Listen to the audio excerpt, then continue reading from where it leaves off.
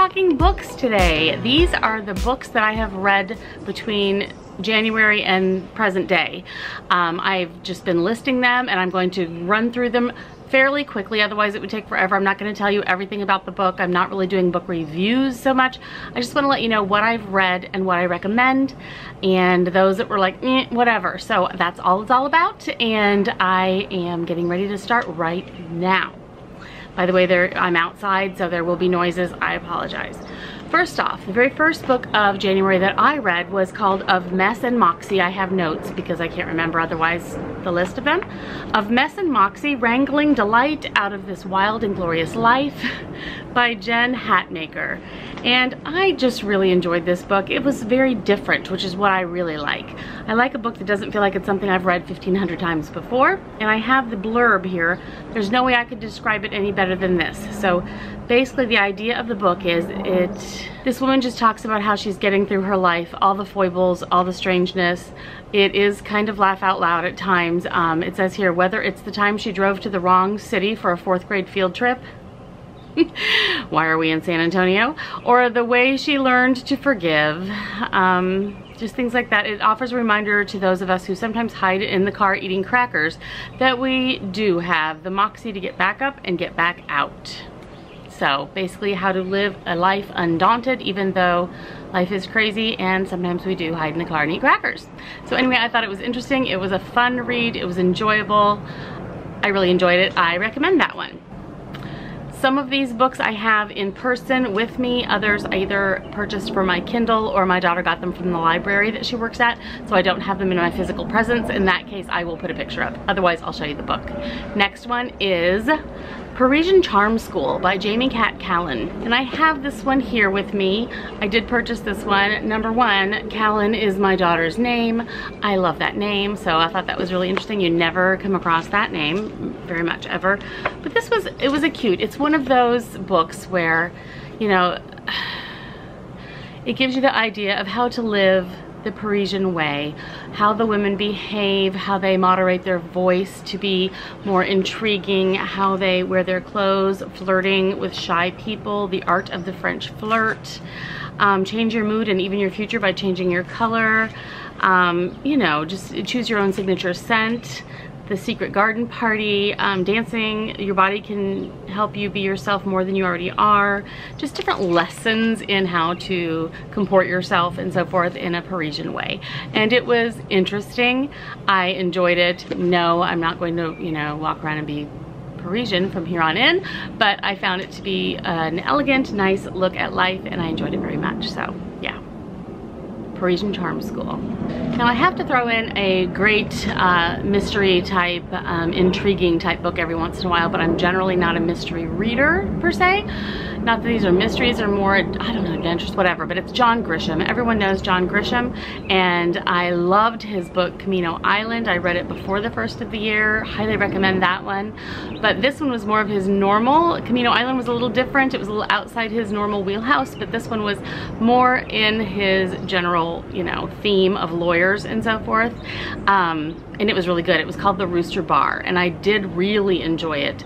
The basic idea of it were group of law students were realizing that things weren't working out the way that they were told they would work out when they signed on to the school, and they kind of go rogue and they find out all sorts of things about the hedge fund billionaire who owns their law school, and it's very interesting and very action-packed, and I do recommend it, especially if you're a Grisham fan. So The Rooster Bar is a good one.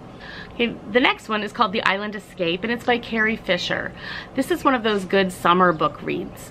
It's, you know, it's semi-predictable, but it's still different in a lot of ways. And basically this woman reevaluates her own life and her own choices in her own marriage when her best friend divorces. And I found it to be very interesting. I liked it. It was cute. It was a summer read. It wasn't really deep and emotional, but it was good. I really liked it a lot, and I do recommend it for a good summer read. Okay, I jumped on this, The Immortal Lists by Chloe Benjamin. It was recommended in several magazines that I'd read, and people were very excited for it to come out and so forth. And I have mixed feelings on it. I really did enjoy it. It was a very interesting read in a lot of ways. It was a little unenjoyable in some other ways, but that was probably just my personal choice. Basically, it's the idea that as a child, she and her brothers and sisters were told their fortunes when they were kids. They were told the exact day they were going to die, and it follows the family members, specifically this one woman in the, you know, the woman that tells the story. It follows the siblings to say, you know, whether they tell anybody the date that they learned, or how that affects their personal life, how that affects their choices. Do they believe it? Do they not? And what happens then? So anyway, it was interesting. It was different, and I like things that are different, so I do recommend it for that. But it got a little, I don't know, there were some parts that were a little so anyway, yeah, there you go. The Immortal List. Okay, this one, Marie Antoinette and the Hidden Door of Versailles by Terry L. Reynolds. She's a friend of mine. She's a YouTuber. Terry Gigi, you probably know her. She is adorable. She wrote this book. She loves Paris. She loves Marie Antoinette. I've talked about it before.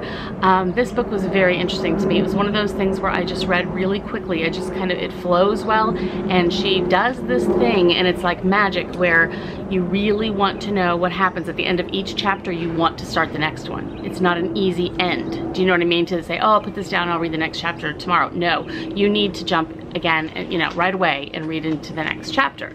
The idea of it is basically, in a nutshell, without giving too much away, Marie Antoinette finds a hidden door in Versailles, goes through it, and life changes. So it's very interesting. It's a very good look into her life and how it might have been and how she might have felt about the things going on in her life. So highly recommend. Love that book. Love you, Terry. Good one. The next one, My Not So Perfect Life by Sophie Kinsella. Sophie Kinsella is definitely a chick lit kind of a writer. She's funny and just out there and zany in some of the things that happen. I really enjoyed this one even more than some of her other ones. The main woman in the story, she works in a large city, and her boss is like that kind of a woman who seemingly has it all. Well, this woman changes her life, goes to a complete different part of the country, lives in a complete different way, and basically the idea of it is to realize in your life what truly makes a meaningful life, and that those people who seem to have it all don't necessarily have it all. And it's all done in a very entertaining, funny, semi-predictable, but really good way. Next one is something I haven't read in a long time, and I love this type of a book. It's called These Is My Words. It's the diary of Sarah Agnes Prine and the years 1881 through 1901. Basically, it is based on the author's family history and stories and things that were told about her family and the Western movement, the wagon trains, the day-to-day life with all of that. It was very interesting. The most interesting part was just how they lived daily in a wagon train and in their encampments, and living with constant death, you know, of family members and so forth, and just having to bury them on the road and go on. And it was very interesting. I really liked that portion, especially of it, is that day-to-day life and how they dealt with things like that. So I found that to be very, very interesting, and I do recommend that one. Next, Sideways on a Scooter. This one I found to be very interesting. This woman in real life, she went and lived in India, in Delhi, for a little bit more than 5 years, I believe it was, and it basically tells of her experience, how things are different, how she thought it was more westernized than it is, made friends and learned out how they feel about different situations, and it basically gave a very good, I'm assuming, I mean, it was her true experience of what it was like for a Western woman to live for several years in India, and what the changes were, the differences, the beauty, all of it. So I thought that was very interesting, and it's called Sideways on a Scooter, and it is by Miranda Kennedy. Good one. Then I read Other People's Houses.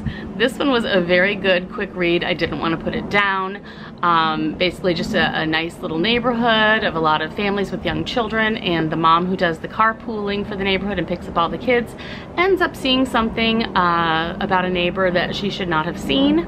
Wrong place, wrong time, and how things are found out about that incident, and how the whole neighborhood just kind of goes crazy and figures it all out and falls apart and comes back together and so forth, and I found it very interesting. So I do recommend that book very much. It is Other People's Houses by Abby Waxman.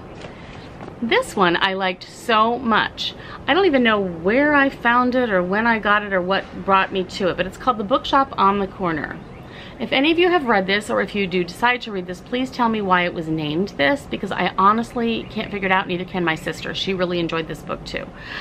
The idea of this one is a librarian, which my daughter is one, so it's very near and dear to me.